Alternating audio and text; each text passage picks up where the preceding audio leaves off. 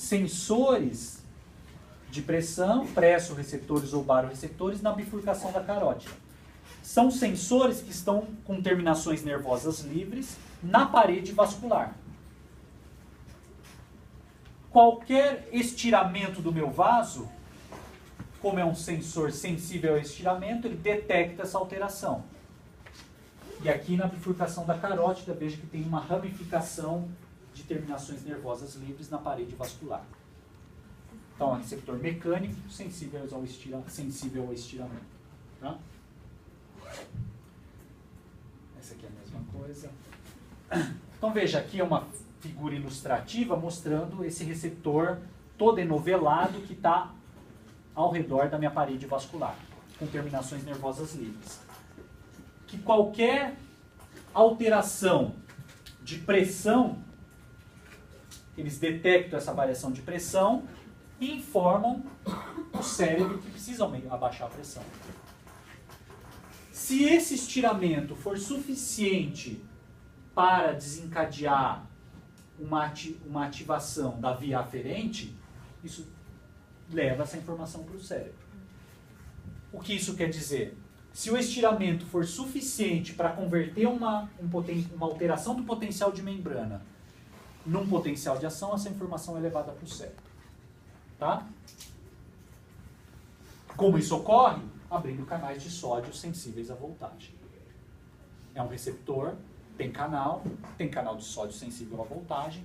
Se o estiramento foi capaz de converter essa energia mecânica de estiramento numa energia elétrica, porque abriu muitos canais de sódio sensíveis à voltagem, se o sódio entra dentro da minha célula, o que acontece? Despolariza. Não é? E aí a informação é levada para o cérebro. Tá? Então vejam, essa figura está mostrando pulso de pressão, sístole, diástole, sístole, diástole, certo? E aqui a atividade elétrica do nervo depressor aórtico, que é o nervo que leva a informação dos baroreceptores. Portanto, isso aqui é a atividade elétrica do baroreceptor.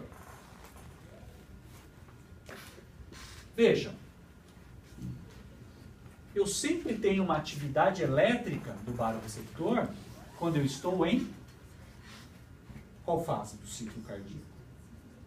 Sístole, não é? Sístole, diástole. Em diástole, eu tenho silenciamento do baroreceptor. Então, qual a informação que eu tiro daqui? Que o baroreceptor é ativado frente a aumento de pressão arterial. E não preciso ter um aumento sistêmico da pressão arterial. Eles são tão sensíveis às variações de pressão que a cada sístole ele é ativado. A cada sístole, esse sensor sensorial diferenciado é ativado, manda informação para o cérebro para ter uma queda de pressão e eu tenho uma diástole, que auxilia na diástole.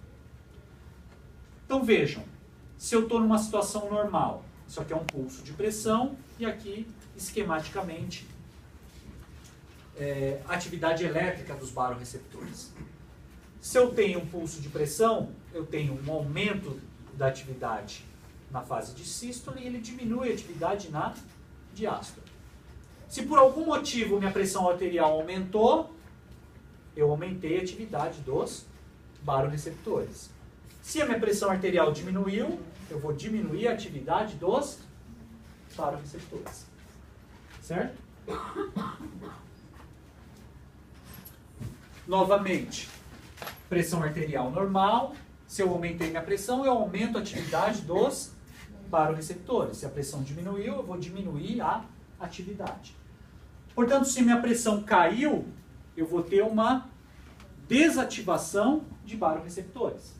Certo? Se a minha pressão aumentou, eu vou ter uma ativação de baroreceptores.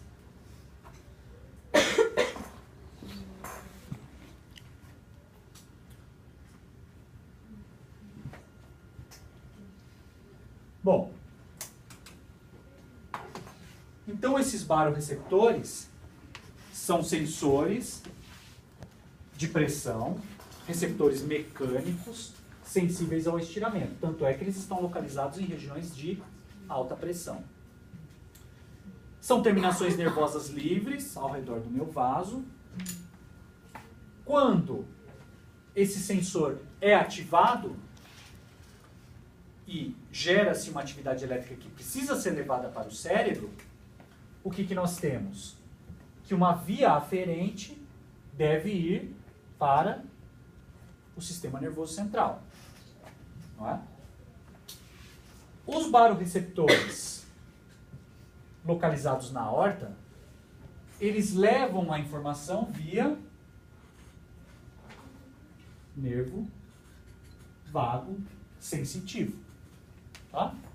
E os baroreceptores carotídeos levam a informação via nervo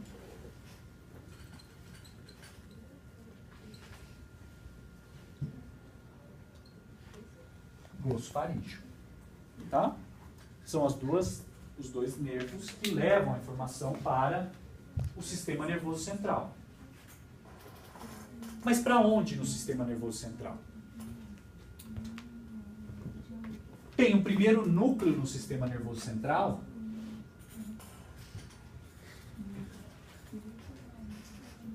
chamado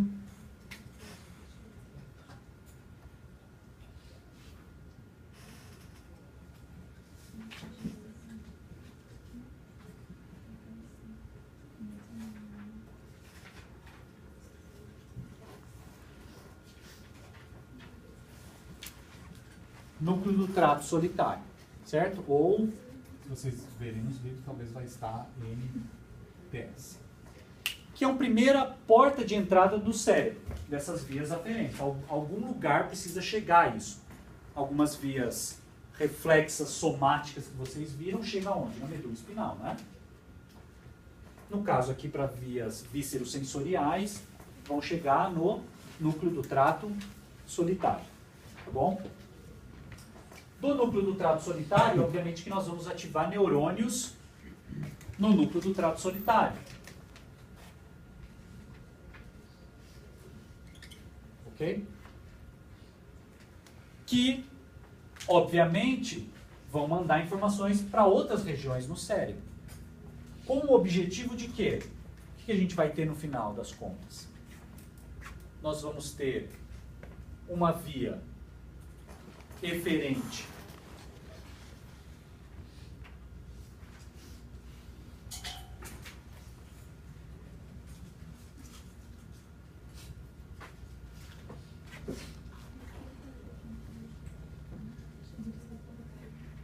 simpática, não é?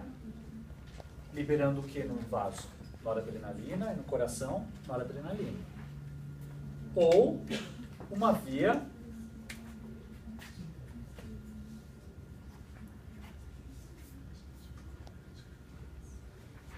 parasimpática, não é? Para o coração. Então vejam,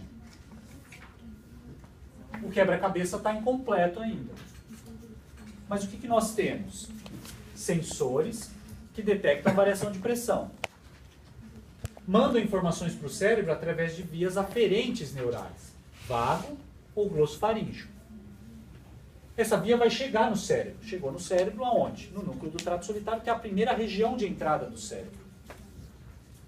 Essa informação, de alguma maneira, vai ser processada no cérebro para regular quem? O sistema nervoso autônomo. Parasimpático para o coração ou simpático para vasos e coração. Regulando resistência periférica total ou débito cardíaco. Está todo mundo acompanhando ou não? Já deixaram de acompanhar faz tempo.